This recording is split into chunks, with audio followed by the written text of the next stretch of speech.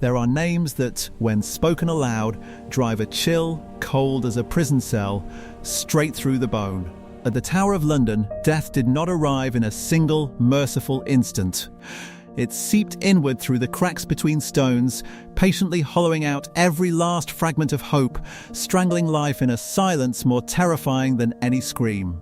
You were made to taste the outermost edges of fear, from the splintering of bones beneath the torturer's instruments to the ice-cold kiss of the executioner's blade against your neck. From chains scraping across blackened floors to the final irreversible swing of the axe, there was no physician who could save you, no prayer that could summon a miracle. What has truly lain buried beneath the foundations of this fortress across 9 centuries? How can lifeless stone still carry the breath of so much brutality within it? Today, through the lens of AI reconstruction technology, we will strip back every layer of time and resurrect a reality soaked in blood, where every stone bears a stain and every step draws you closer to the edge of an abyss with no bottom.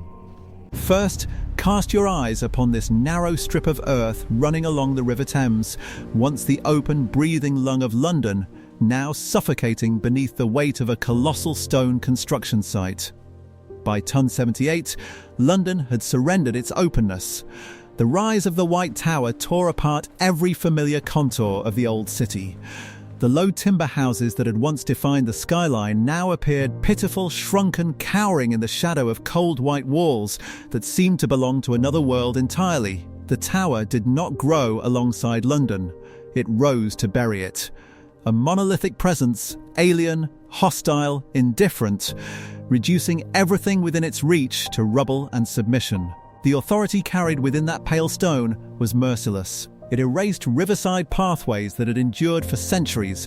It severed the sightlines of ordinary people with rigid, ashen blocks. Streets were no longer spaces where lives intersected. They became narrow corridors, watched from above by dark apertures that promised death. Living space no longer belonged to the human beings who walked it. It belonged to domination. Now come with me and draw closer. Let artificial intelligence pull back the fog that has buried these centuries. Before you stretches a raw, desolate scene, enormous stone blocks scattered like the bleached bones of some ancient fallen creature. Crude wooden scaffolding has been driven deep into the earth, rising like skeletal arms clawing upward toward London's grey and indifferent sky. You can see enslaved labourers bent almost double, their feet sinking into mud laced with razor-edged stone fragments. There is no pageantry of royal power here, only the naked brutality of forced human labour. The air hangs heavy with the acrid bite of quicklime, a pale white dust that settles into the lungs and films over exhausted eyes. There is no birdsong, no breath of wind. Only the relentless rhythm of iron striking dry stone, each blow echoing back hollow and cold, indifferent to the suffering it witnesses. Sound is not absorbed in this place. It is thrown back by the walls, forming a hard enclosing noise that presses inward against the human mind. The procession of workers moves in absolute silence. Not one of them lifts their gaze toward the tower's ascending form, because every upward glance is a reminder of their own smallness in comparison. They move slowly, deliberately, as though every footfall were pressing down upon their own buried freedom, entombing it deeper beneath those very foundations they are forced to lay. Here, stone is not simply a material. Stone is an occupation. The Tower of London continues to climb skyward, day after relentless day. But I put this question directly to you. Is what rises before you a great masterpiece of human ambition, or the first stones of a colossal tomb? From these very earliest blocks, the long history of imprisonment and torture began to calcify. We leave the muddy construction site behind now and step forward into an era when the Tower of London was no longer a solitary structure standing alone against the sky. It is expanding of its own momentum, like a vast stone organism stretching outward, consuming every space it touches. In the 12th and 13th centuries, driven by the ambitions of Richard the Lionheart and Henry III, London was forced to absorb a new and suffocating reality: absolute, total isolation. The tower had become an impregnable fortress where every stone was placed with a single purpose: to defend the throne from all who might dare threaten it. The great curtain walls began to climb and extend outward like stone arms, slowly encircling the White Tower in a permanent embrace. Try to place yourself now in a small wooden boat, drifting slowly across the deep ice-dark moat, craning your neck upward at the towering wall before you. Do you feel it?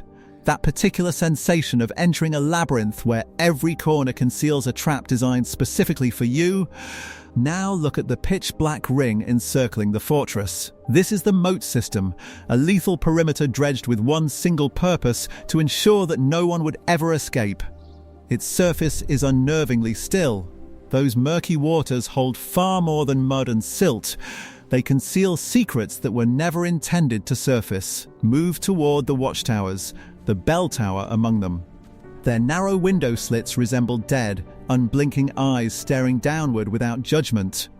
Should you find yourself venturing into this territory, do not allow yourself a single moment of carelessness. A hidden trapdoor, a spiraling narrow staircase, or concealed mechanisms beneath the very floor you walk on could transform you from visitor to prey in the space of a single heartbeat. The reconstructed footage reveals every trace of mold, every shadowed fissure through which the wind passes and emerges as something resembling a prolonged human moan.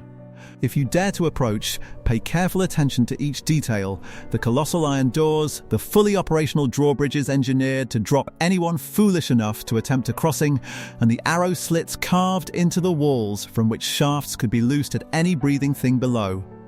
Can you feel the suffocating weight of these defensive strategies? Every architectural decision, from the thick limestone curtain walls to the soaring watchtowers positioned above, tells the story of an age in which survival demanded absolute and unrelenting vigilance. When observed from above, the tower reveals itself as something beyond a prison, beyond a fortress, beyond an administrative center. It is a system of interlocking deadly traps where any step could be an intruder's last. And standing here, you begin to understand medieval London held no mercy for those who lost their footing. Architecture had become the most ruthless instrument of psychological warfare ever conceived. In a fortress deemed truly impregnable, I ask you this: who was really imprisoned? The captives rotting in the dungeons below, or the kings themselves trembling behind their own walls of stone? But if walls and moats were raised to keep enemies from breaking in, from this point forward, the tower began to open a different kind of entrance: quieter, colder, reserved for those who had once stood within arm's reach of the throne itself. Peer into the darkness that yawns open behind that heavy curtain of river fog. That is the Traitor's Gate. And by now, the tower had assumed an entirely different role. It was no longer simply a defensive structure. It had become the final destination for those who had tasted power and been devoured by it. And the road that led here was not a grand ceremonial avenue. It was the River Thames itself. Imagine yourself seated in a small wooden boat, rocking gently in the thick grey fog of early morning. The river water is black and icy, lapping softly against the hull in a rhythm that sounds too much like a countdown. You do not need to ask where you are being taken. Everyone already knows. Ahead, a low, shadow-draped, arched gateway slowly materializes from the mist, the Traitor's Gate. As the boat slides close against the damp stone wall, the air carries the smell of moss, river water, and something else entirely: the scent of despair. Important political prisoners, wrapped in dark and silent garments, drift closer to that low, stunted stone arch. No one speaks. Do you notice? They do not look at one another. They do not look up at the guards looming above. Their eyes are fixed on the deep darkness of the passage descending into the dungeons below. Here, stone and water had conspired to construct an eternal trap. The heavy iron gate descended slowly behind the boat, and in that precise moment, I ask you, if it were you seated in that vessel, what single fragment of hope would you still find yourself clinging to? The Traitor's Gate was not merely an entrance.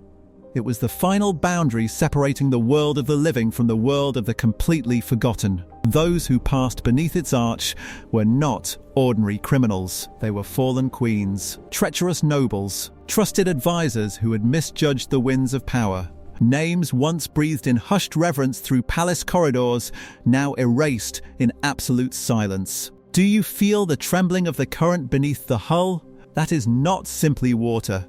That is the tide of fate, carrying away the last remnants of any hope for survival. The small boat is swallowed between two towering walls that appear to press inward, tightening around every breath. From this moment forward, the Tower of London assumed the darkest chapter of its reputation, a royal prison where no theatrical act of torture was even necessary. Time alone. Darkness alone. The unbearable waiting alone. These were sufficient to shatter a human being completely. Passing through the Traitor's Gate did not carry an immediate death sentence. It was crueler than that. It meant being held suspended in fear, in uncertainty, in the haunting question that returned without fail every single night. Will I still be alive to see light when morning comes? And when that iron gate sealed shut completely, remember this: very few of those who passed beneath it ever walked back out again on their own 2 feet. The Traitor's Gate still stands, a scar cut into history that has never healed and never will. But I leave you with this thought before we move on. Is the true trap contained within these walls, or does it live inside the ambition of the very people who led themselves here? If the Traitor's Gate was where hope was sealed away behind you, then the stone steps descending into the dungeons are where humanity itself begins to be dismantled, slowly, deliberately, beat by beat. Follow me now and watch every step. The light from above is receding. In the 16th century, under the reigns of Henry VIII and Elizabeth I, the Tower of London had ceased to be merely a place of confinement. It had become something far darker, a workshop of pain. The air down here is damp and cold and dense, as though the stone walls themselves, meters thick, had spent centuries absorbing human suffering and refused to release a single breath of it. Rusted iron instruments rest in silence, yet their stillness carries a menace that no words can fully contain. Do you hear it? Not screaming, but the particular heavy silence of those who understand precisely what is about to be done to them. Come closer. Before you stands the rack, the bone-stretching machine. Envision a body bound tightly across it, each slow and deliberate turn of the mechanism pulling at tendons, at joints, at the very architecture of human will. Every sharp crack that resonates through flesh and bone resonates equally through shattered belief. And if you find yourself thinking nothing could exist more cruel than this, look beside you. The scavenger's daughter, a device that folds the body inward upon itself, crushes the lungs, forces blood toward the skull until breathing becomes impossible. When your eyes move across the rust-darkened bars and the thick shadows clinging to them, what do you see? An instrument constructed in the name of justice, or the physical embodiment of madness? Long shadows stretch across the cold stone floor. They belong to the torturers, men tasked specifically with dismantling the will of scholars, priests, and those who had dared to resist. Here, confession held more value than truth, and a human life was simply another variable to be spent. Within walls of this thickness, the space absorbs nothing. Every plea dissolves into the silence of stone. Stone here is not shelter. Stone is an accomplice, keeper of the most unspeakable secrets. At night, when all of London has surrendered to sleep, this dungeon stirs to life. Not with light, but with screams swallowed whole by stone and returned as distorted, unrecognizable echoes. Listen carefully. If you were to stand here long enough in the dark, could you distinguish where the wind ends and the remnants of human voices begin? By this era, the tower no longer required the spectacle of severed heads displayed at the gate as a warning to the city beyond. The mere existence of these subterranean chambers was sufficient. Royal authority pressed the entire nation into silent submission beneath its weight. And carry this thought with you as we ascend. Many emerged from this torture chamber physically alive, but not one of them ever remained the person they had been before they descended those steps. After the suffocating darkness of the torture chambers, history no longer chose to whisper. It stepped forward into open daylight, onto an elevated mound where all of London could gather and bear witness. Tower Hill, where the air itself feels weighted with anticipation and a morbid collective hunger. In the reconstructed view, thousands press together across the hill, every face oriented toward a single fixed point. You do not need to ask why so many have come. Everyone has arrived to watch death perform itself in public. It is a spectacle where justice and cruelty have fused so completely that no one can any longer tell them apart. On Tower Hill, the scaffold was constructed with a chilling absence of ceremony, a wooden platform, a low supporting beam, and the heavy axe resting deliberately beside it. Sunlight caught the steel of the blade in a brief, sharp flash, just enough to make you squint. That fleeting glint may well have been the final light the condemned ever registered. Move through the murmuring crowd, pressing in on all sides. Historical figures emerge here, not as queens or statesmen, but simply as bodies moments away from being separated from their heads. Anne Boleyn, once the gravitational centre of the entire English court, kneels not on Tower Hill but on the grass of Tower Green, reserved for executions carried out away from the public gaze. No surging crowd.